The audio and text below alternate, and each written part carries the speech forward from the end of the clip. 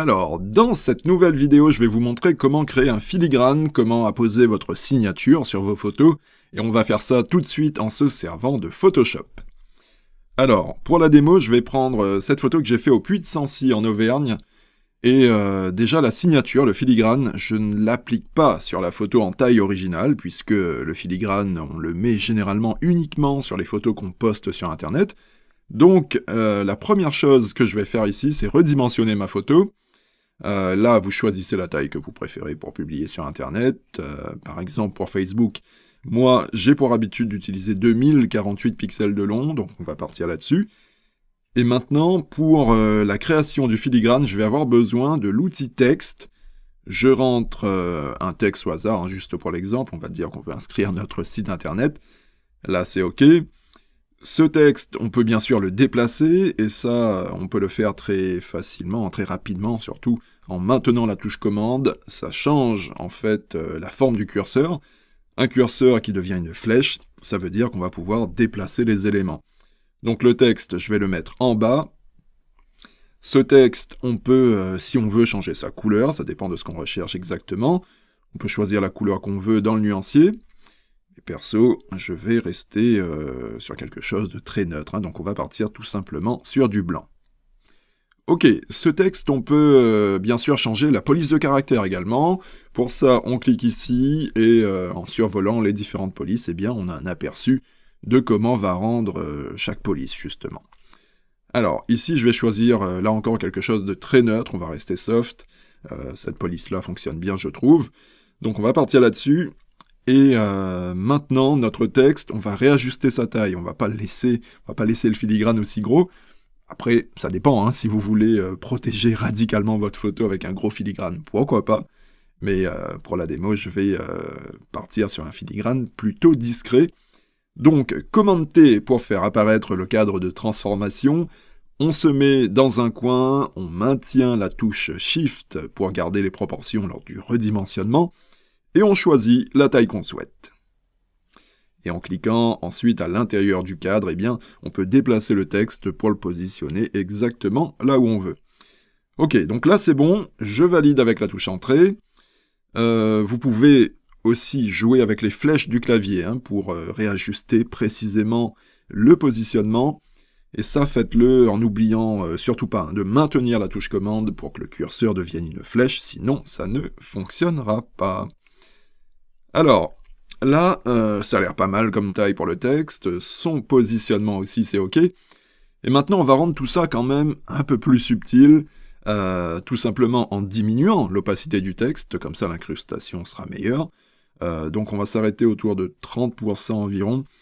Et voilà, c'est bon, on y est, on a un premier filigrane ajouté sur notre photo. Après, il n'y a pas de limite, hein. La seule limite, ça serait éventuellement votre créativité pour la création de différents filigranes. On peut jouer, vous l'avez vu, sur les différentes polices de caractère, on peut jouer également sur leur style, hein, pour rendre l'écriture plus ou moins épaisse. Là encore, c'est uniquement une question de goût, c'est vous qui choisissez. Et ce texte, là je l'ai positionné en bas à gauche, mais vous pouvez bien sûr sans problème le déplacer, et le positionner là où vous estimez que ça rend le mieux. Et enfin, je vous l'ai dit vite fait tout à l'heure, on peut se servir, je le répète, parce que c'est quand même une fonction bien pratique, on peut se servir des flèches du clavier, c'est très précis, ça permet de déplacer au pixel près le texte, mais toujours, pour que ça fonctionne, on n'oublie pas surtout de maintenir la touche commande pour faire apparaître la flèche de déplacement. Donc voilà pour ce premier exemple de filigrane, on peut en créer une infinité de modèles hein, différents. Donc c'est ce qu'on va faire, non pas créer une infinité, mais je vais quand même vous montrer 3 exemples supplémentaires, comme ça vous serez parfaitement calé sur le sujet. Alors, avant d'attaquer le deuxième exemple, je vais faire un petit peu de rangement, sinon ça risque, si on empile les calques sans s'organiser, eh bien ça risque de vite devenir un peu compliqué de se retrouver. Donc, ce premier filigrane, je vais le mettre dans un dossier, je vais appeler ça exemple 1, et on est paré pour la deuxième démo. Alors, pour le deuxième exemple, je vais pas tout recommencer au niveau du texte, hein, je vais tout simplement reprendre le texte qu'on a déjà créé, ça sera plus rapide. Donc je fais une copie, Et cette copie, je vais la placer en dehors de notre dossier pour pas tout mélanger non plus. Alors, ici, en plus de l'adresse du site internet, disons qu'on veut, par exemple, ajouter notre prénom et notre nom. Eh bien, c'est ce qu'on va faire en dupliquant le calque de texte. Ce doublon, je vais le déplacer pour le positionner un peu plus haut. Et pour ça, on peut soit utiliser la technique de la touche commande pour faire apparaître la flèche de déplacement, ça je vous l'ai déjà montré, ou alors on peut carrément sélectionner l'outil de déplacement dans la barre en haut à gauche, et on clique tout simplement pour bouger notre texte au-dessus du texte d'origine. Ce texte, on va le modifier maintenant avec l'outil texte. On sélectionne le tout, et ici, comme je vous le disais, on va mettre par exemple notre prénom et notre nom. Ok, maintenant on va rendre tout ça un petit peu plus stylé en changeant un peu la graisse de la police. Je vais épaissir un petit peu les caractères. Ok. Et cette ligne de texte, je vais l'agrandir, commande T, pour modifier la taille d'un élément. Et pour être précis, je vais, pour bien voir ce que je fais en fait, je vais zoomer, et là je vais agrandir le texte pour que ça corresponde avec la longueur du texte qui est en dessous. Ok, comme ça c'est bon. Je vais quand même baisser un tout petit peu le texte pour que ça soit plus esthétique. Et enfin, on peut essayer de styliser un petit peu tout ça en créant, pourquoi pas, un cadre autour de ces deux lignes de texte. Donc je vais vous montrer comment faire ça. Pour ça, j'aurai besoin d'un petit peu de place, donc je vais déplacer les deux lignes de texte. Je vais faire ça d'un coup en sélectionnant les deux calques à la fois. C'est la touche Shift qu'il faut maintenir pour sélectionner plusieurs calques à la fois. Et là, on peut déplacer les deux éléments d'un coup. Donc là, j'ai un peu plus de place. Alors, pour créer un cadre, c'est l'outil de sélection rectangle dont on va avoir besoin. Ce rectangle, on va bien sûr le dessiner sur un nouveau calque. C'est toujours un élément par calque. On fait pas tout sur un seul calque, sinon on pourrait pas faire de modif si plus tard on veut changer un détail, par exemple. Donc, sur ce nouveau calque, justement, je vais tracer un rectangle autour de mes deux lignes de texte. Et ce rectangle, maintenant, je vais le remplir en blanc. Et pour ça, j'utilise le raccourci clavier Shift retour arrière. Ça fait apparaître cette fenêtre. Et ici, dans cette fenêtre, on peut choisir quelle couleur utiliser pour remplir une zone. Et ici, je vais choisir la couleur d'arrière-plan, puisqu'on le voit ici dans le nuancier. La couleur en arrière-plan, c'est bien le blanc, et c'est le blanc dont j'ai besoin, justement. Donc on clique sur OK, là, pas de surprise, notre rectangle est rempli en blanc, nickel. Avant d'aller plus loin, notre sélection en pointillé qui clignote, les petites fourmis, on appelle ça en anglais les marching ants, juste pour l'info, je trouve ça rigolo, les fourmis qui marchent. Eh bien, cette sélection en pointillé qui clignote, eh bien, il faut penser toujours à la désélectionner quand on n'en a plus besoin, puisque sinon ça risque de poser des problèmes pour les manipulations plus tard. Donc, ensuite, ce rectangle blanc, pour rester logique, on va le placer en dessous des deux calques de texte. Et vu qu'on est là sur du blanc sur blanc, eh bien, c'est logique, texte blanc et rectangle blanc, le texte ne se voit pas. Donc ici, je vais réduire l'opacité du rectangle. On va dire comme ça, c'est suffisant, c'est juste pour créer un petit cadre discret autour du texte. Et maintenant, c'est quasiment fini, il ne reste plus qu'à positionner tout ça comme il faut dans le coin de la photo, donc je sélectionne les trois calques d'un coup, et avec l'outil de déplacement, je vais aller mettre tout ça dans le coin ici. Ok, nickel. Et comme d'hab, on peut bien sûr, avec commande T, agrandir ou au contraire diminuer la taille du filigrane, pour que ça corresponde vraiment à ce qu'on recherche. Donc là, c'est OK pour ce deuxième exemple, donc on va pas perdre plus de temps et on enchaîne avec la troisième variante. Donc comme base, je vais toujours reprendre le texte du site internet. Je vais créer un nouveau calque, et un peu comme on l'avait fait avec l'exemple précédent, je vais me servir de l'outil de sélection rectangle, sauf qu'ici, le rectangle, je vais le tracer sur toute la longueur, comme ça, puisque l'idée, c'est de créer un bandeau dans lequel viendra se positionner le texte. Donc, cette sélection, je la remplis en blanc. Commande D pour faire disparaître ensuite les pointillés. Et la bande, je la place sous le texte, comme tout à l'heure.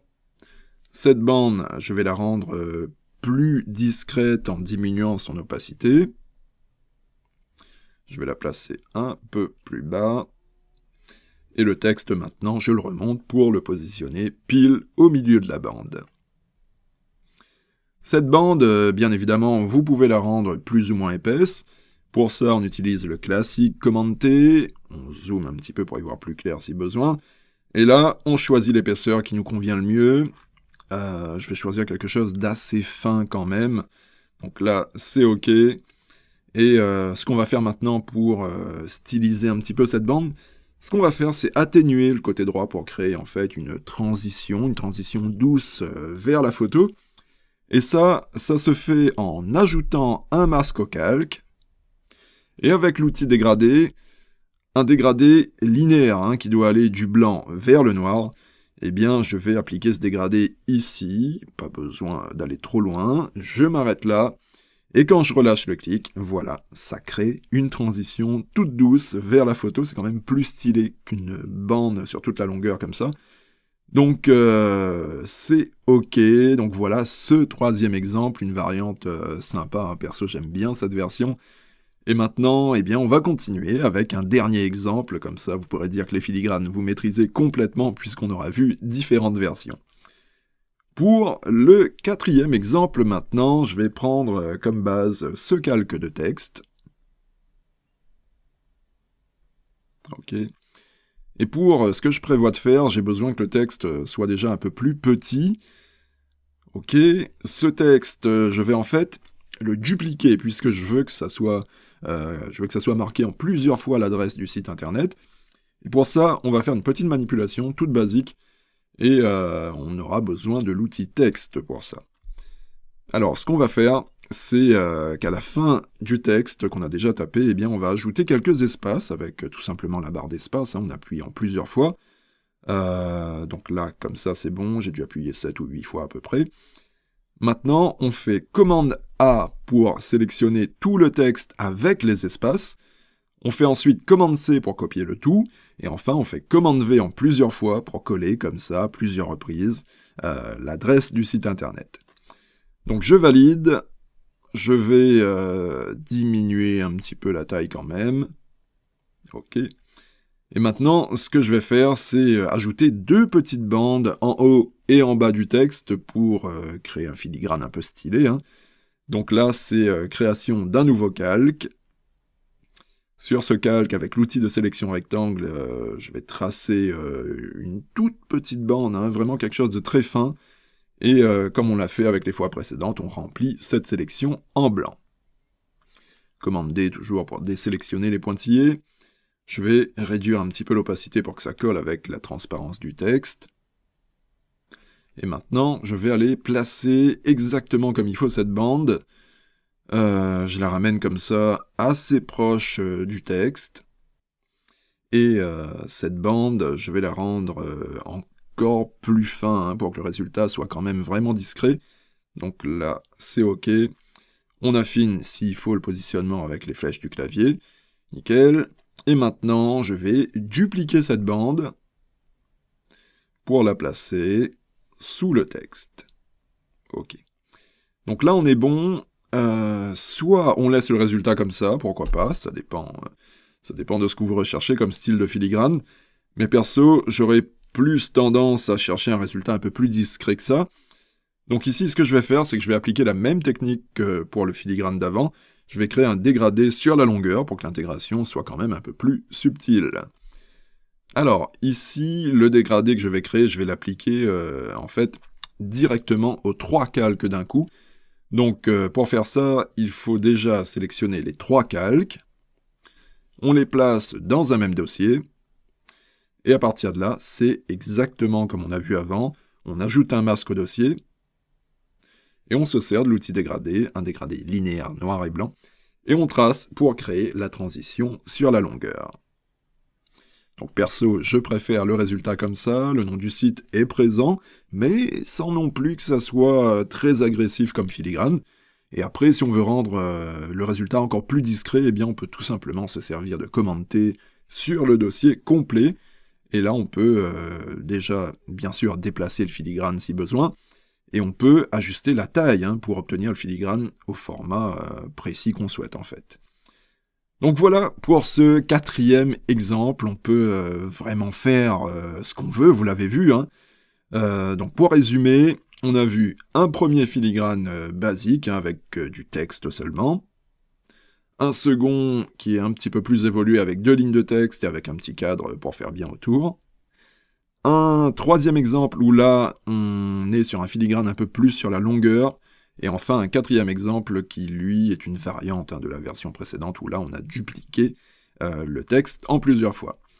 Alors, maintenant, je pense que vous savez comment fabriquer un filigrane personnalisé, on a vu ça en détail. Et bien entendu, on ne va pas, sur chaque photo où on veut appliquer un filigrane, on ne va pas sur chaque photo tout recréer, ça serait trop long, ce serait pénible de tout refabriquer à chaque fois. Donc ce que je vais faire, c'est que je vais vous montrer, c'est tout bête, mais je vais déjà vous montrer comment bien sauvegarder ce filigrane, et ensuite je vais vous faire une démo pour vous montrer comment réappliquer le filigrane créé sur une autre photo. Donc déjà, quand vous avez terminé de fabriquer votre filigrane, vous en fabriquez qu'un seul, donc ça veut dire que vous aurez qu'un seul dossier, pas 4 comme ici, peu importe. Donc, votre filigrane, il est créé. Pour le sauvegarder, vous allez dans Fichier, Enregistrer sous, et là vous appelez par exemple votre fichier filigrane. Le format de fichier doit bien sûr être du Photoshop, pour bien garder tous les calques du filigrane. Et enfin, il n'y a plus qu'à cliquer sur Enregistrer pour sauvegarder le tout. Ok, maintenant on va faire comme si que vous voulez appliquer votre filigrane sur une autre photo. Donc pour la démo, on va carrément fermer ce fichier, et je vais aller ouvrir une autre photo, celle-ci, une photo faite en Norvège cette fois. Une photo que j'ai choisie volontairement en orientation portrait, à la verticale donc, histoire qu'on voit une situation un peu différente d'une photo à l'horizontale. Donc cette photo déjà, la première chose à faire, comme on l'a fait pour la première image, il faut la redimensionner, donc là c'est encore une fois vous qui décidez de la taille que vous souhaitez pour la publier sur internet. Ici pour l'exemple on va partir sur une hauteur de 1500 pixels. Donc maintenant il nous faut notre filigrane qu'on a sauvé avant, donc on va le chercher et on l'ouvre avec Photoshop. Et ce qu'on va faire maintenant pour simplifier le basculement du filigrane sur l'autre photo, ce qu'on va faire c'est changer la présentation des 2 photos, puisque là, on voit qu'une seule photo, alors que les 2 sont bien présentes, mais dans des onglets différents, en fait. C'est pas ce qu'il y a de plus pratique, donc on va réagencer tout ça en allant dans Fenêtre, Réorganiser, et on clique sur 2 vignettes verticales. Donc là, c'est déjà beaucoup plus visuel, on va dire, avec les 2 photos côte à côte, c'est plus simple. Et donc, puisque là, on est sur notre photo de filigrane, c'est la photo avec le filigrane qui est sélectionnée là. On voit que le texte ici est en blanc, on voit les calques également, donc ça confirme bien que c'est la photo de filigrane qui est bien sélectionnée. Donc ici, je vais choisir le filigrane qui m'intéresse. On va choisir celui-là pour la démo. Et tout ce qu'on a à faire, c'est super simple, c'est de basculer ce filigrane sur l'autre photo, et ça, tout simplement en sélectionnant le dossier en question, et ce dossier, on le fait glisser sur l'autre photo. C'est aussi simple que ça. Donc maintenant, notre fichier avec le filigrane de base, on n'en a plus besoin, donc on peut fermer ce fichier. Et sur cette photo, la photo de Norvège, certes, on a ramené le filigrane, mais il est évidemment pas placé comme il faut, et il est même aussi trop gros, puisqu'on n'est pas exactement dans les mêmes conditions que la photo précédente, qui, elle, déjà était à l'horizontale.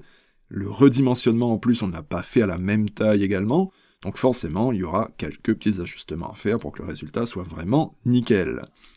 Déjà, dans les ajustements qu'il y a à faire, il y a l'emplacement du filigrane comme ça.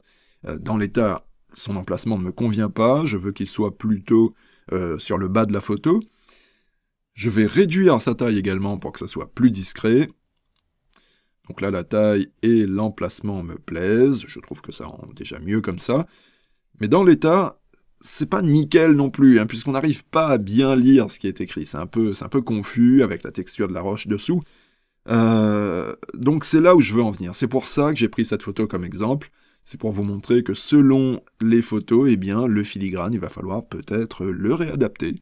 Et ici, c'est ce qu'on va devoir faire pour qu'il soit plus lisible. Alors, déjà, le texte, son opacité, je vais l'augmenter. Ça le rend déjà un peu plus visible, c'est bien. Mais c'est pas suffisant, puisque là, sur cette photo, du blanc sur blanc, ça marche pas très bien. Hein. Le texte blanc sur une bande blanche, c'est ici pas le meilleur choix au niveau lisibilité du texte. Donc je vais carrément inverser la couleur de la bande pour la passer en noir. C'est commande I hein, pour inverser une couleur. Donc là, déjà, ça me semble un peu mieux. Et pour que le texte soit quand même un peu plus lisible, eh bien, ce que je vais faire, c'est que je vais augmenter un peu l'opacité de la bande. Donc là, ça me semble nickel. Hein. On arrive maintenant à lire le texte. Mais, comme je vous expliquais, selon la photo, eh bien, il faut des fois réadapter un petit peu le filigrane. Et ici, ce filigrane, je ne vais pas le laisser où il est, puisque je trouve que sur cette photo, ça fonctionne pas très bien. L'emplacement dans l'état n'est pas idéal. Donc je vais réajuster son positionnement et aller le caler, ce filigrane, plutôt complètement dans le coin inférieur gauche. Dans ce cas précis, je trouve que ça fonctionne mieux, donc voilà, à adapter en fait, hein, c'est au cas par cas, pour que le filigrane reste quand même en harmonie, hein, le plus en harmonie possible avec la photo. Ça c'est important, on ajoute un filigrane certes, mais il faut pas non plus qu'on voit que lui, donc s'il y a des modifications à faire, on les fait. Ok, donc là c'est bon, et une fois que votre filigrane il est bien placé sur la photo, ce qui reste à faire c'est quoi? C'est eh bien sauvegarder tout ça. Mais n'oubliez pas une chose avant, si votre photo vous comptez la publier sur internet, normalement c'est le cas, pensez bien à changer le profil couleur de la photo pour qu'elle s'affiche sur internet avec les mêmes couleurs que sur votre écran, et ça se fait en allant dans édition, convertir en profil, et vous vérifiez que l'espace de destination soit bien le sRGB, et vous cliquez sur OK pour confirmer tout ça. Donc là, il n'y aura pas de souci, les couleurs de vos photos s'afficheront correctement sur Internet. Et enfin, dernière manipulation, logique, il faut sauvegarder notre fichier. Faites bien enregistrer sous, hein, pour enregistrer une copie et ne pas toucher donc au fichier original. Vous choisissez votre format de sauvegarde préféré pour le web, le format le plus courant c'est le JPEG, donc on va partir là-dessus. Vous pouvez aussi renommer votre fichier, hein, histoire de bien repérer que c'est la version avec le filigrane. Il ne reste plus qu'à cliquer sur « Enregistrer » et dans la fenêtre qui s'ouvre, puisque là on a choisi le format JPEG, on doit choisir la compression, la qualité. Donc là vous laissez sur 12 pour une qualité maxi donc. Et on confirme, et là c'est OK, vous êtes prêt à publier votre photo sur internet avec votre filigrane incorporé sur l'image. Donc voilà, le tour est fait, on a vu tout ce qu'il fallait voir sur les filigranes. Maintenant, sur le sujet, je pense que vous êtes au point, vous êtes calés. Si néanmoins vous avez des questions, eh bien n'hésitez pas, hein, vous pouvez m'envoyer un petit message, et j'essaierai d'y répondre le plus rapidement possible. Allez, c'est tout bon, je vous laisse, et je vous dis à très bientôt pour un nouveau tuto. Allez, à plus, bye bye.